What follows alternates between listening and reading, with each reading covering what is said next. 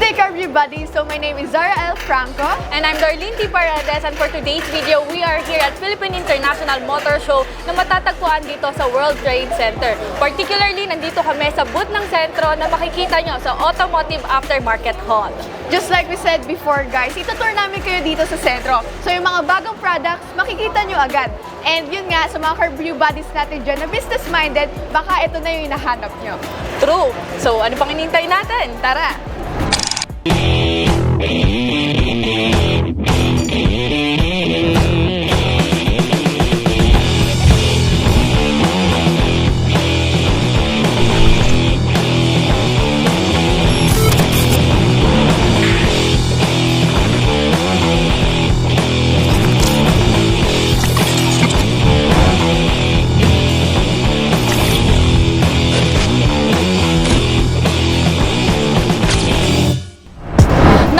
Buddies, tingnan natin itong Isuzu Travis C-Van na merong quadro tail lift. And yun nga, meron na rin siyang quadro tail lift, flashing rails, and yun nga, waterproof na siya. So Ate Darlene, ano pang hinihintay natin? Pumasok tayo sa loob. Tara! As I have mentioned guys earlier, ito pala yung tinatawag nating flashing rails. So nandito siya sa magkabilang side, and yun nga, maganda siya para maiwasan natin yung unnecessary movement sa mga products natin. And of course, yun nga, tingnan nyo naman tong TV, di ba? Siyempre, kapag ikaw yung bibili tapos ipapa-deliver mo, well, maganda na super secured ka dahil nga baka mabagsak, sayang naman yung bili. Isa pang maganda dito sa sentro is yung quality ng body nila. Katulad nito, leak-proof. Lahat ng products nila bago i-release ay nakapasa sa leak-proof test. Kaya naman kahit na tag-ulan katulad ngayon, tuloy-tuloy pa rin ang deliveries and secure ka na safe and hindi mababasa ang mga products mo kahit na bumabagyo. And hindi lang yung products kasi mismo yung van is super secured na, tsaka ang ganda talaga ng pagkakagawa ng sentro. Pagbaba namin ni Ate Darlene, well, dito nga kami dumaan kanina, hindi ko napansin na sliding door siya. And yun nga, ang ganda kasi sliding door siya, di ba guys? Kasi normally yung mga C-Van talaga or yung mga ibang body parts is dun lang yung bukasan sa loob. Yes, so pwede nyo palang ipa-customize na magkaroon ng ganito, car bodies. And kahit na merong ganito, safe and secured kayo, na leak-proof pa din kasi meron tayong mga rubber strips. Sa likod natin, Car View Buddies, is yung quadro tail lift. So maganda siya kasi kahit isang tao lang, hindi mahihirapan. And yun nga, hindi mapapagod yung pahinente nyo. And mas mapapabilis nito yung pag-load ng mga cargo sa ating van. So for example, nag-load kayo for 10 minutes. Kapag meron kayong quadro tail lift, magiging 5 minutes na lang or less. And mas madami kayong mailoload.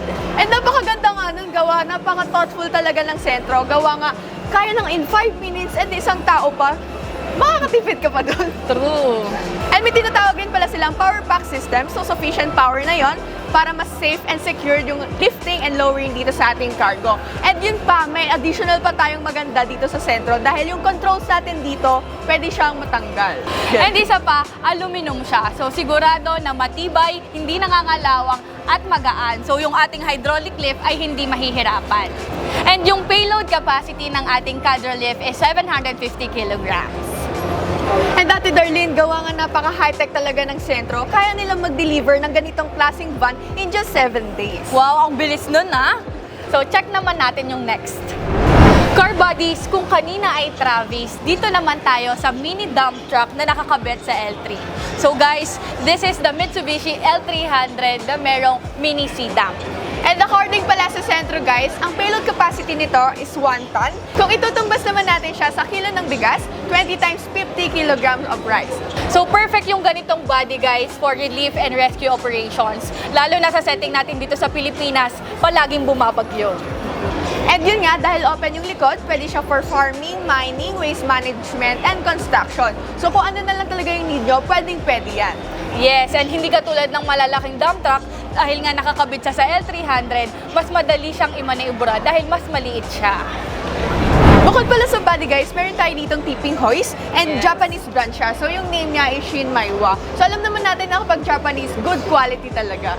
Yes, and katulad nga nung quadro tail lift natin, meron din itong powerful na power pack system. So, smooth and stable, siguradong may iwasan ng mga accidents. Kung order naman kayo ng ganitong unit guys, in just 15 days, pwede nang i-deliver sa inyo. So napakabilis talaga, di ba?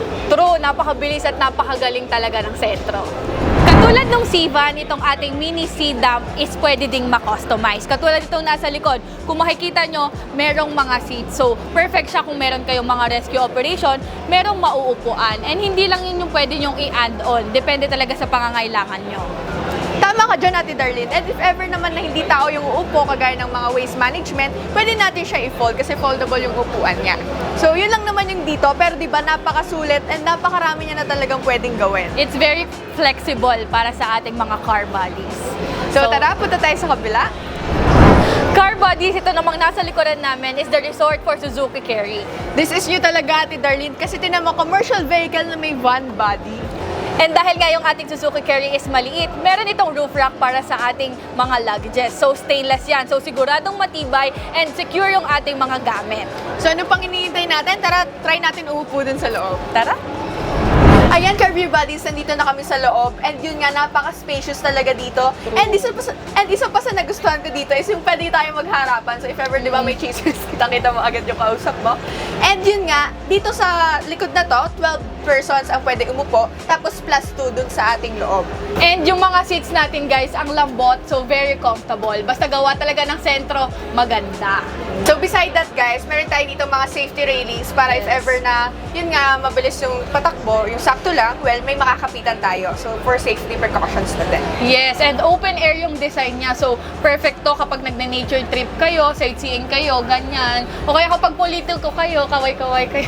Very Filipino style na ganito, may ganito pa. So yun True. nga, recommended ko siya dun sa mga nag-house tripping, lalo na yung kapag bibili ka ng bahay, di ba? Dito ka na tapos pupunta kayo sa clubhouse, subdivision. True. In addition, car bodies, meron tayo ditong LED na dome light. So kahit gabi, magandang mag-travel using this resort van. And sa baba, meron tayong checkered flooring. So hindi siya madulas. Kahit na naka-heels kami ni Sarah, hindi kami nadudulas. Kaya- And stainless siya guys. So madali siyang linisin and hindi siya nangangalawa. And yun nga, nagandahan din talaga ako dito sa loob kasi tingnan mo, napakalaki nung ating LED. So LED na yung ilaw natin guys. Yung ganito namang resort van, Zara, mukhang mahirap siyang gawin. Ilang days bago ito ma-deliver ng sentro.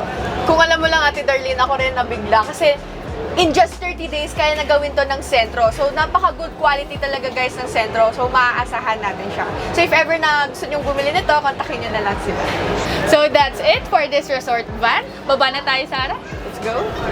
Car Buddies, that concludes our tour dito sa Sentro booth sa Philippine International Motor Show sa World Trade Center. And aside sa mga pinakita namin sa inyong products, inopen ko yung magazine nila at napakarami pa pala nilang produkto. So to know more about their products, you can visit their website, centromanufacturing.com, or their Facebook page at Centro Manufacturing. Or you can physically visit them here at World Trade Center located at Automotive Aftermarket Hall. And available din sila hanggang Sunday, open at 10 a.m. to 8 p.m. And if ever na mag-register kayo dito guys sa Sentro, may libre kayong commune coffee. Before we end this video, please don't forget to subscribe to our YouTube channel, CarView PH, and hit the notification bell para lagi kayong updated sa mga upcoming uploads namin. So see you on our next Videos! Bye!